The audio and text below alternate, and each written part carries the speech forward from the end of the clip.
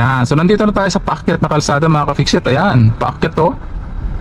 Hindi naman masyadong incline pero paakyat po ito. So kung magpapractice kayo sa uphill na kalsada, wag naman doon sa sobrang inclined. Yung medyo tama lang. Umpisahan niyo sa mababa bago kayo umakyat ng mas mataas. Okay? So makakatulong 'yon sa iyong pagmamaneho kasi lahat naman po tayo nagsisimula sa mas madali muna bago doon sa mas mahirap. Okay? Kasi pag nagsimula ka sa mas mahirap, mas mahihirapan ka. Okay mga ka-fixit? Okay, so parangkada na tayo dito sa uphill na kalsada na ito. So ang magiging pagbabago lamang, brake pedal muna tayo, disengage natin yung ating handbrake para hindi umatras yung ating sasakyan. Clutch all the way down, first gear. Ayan.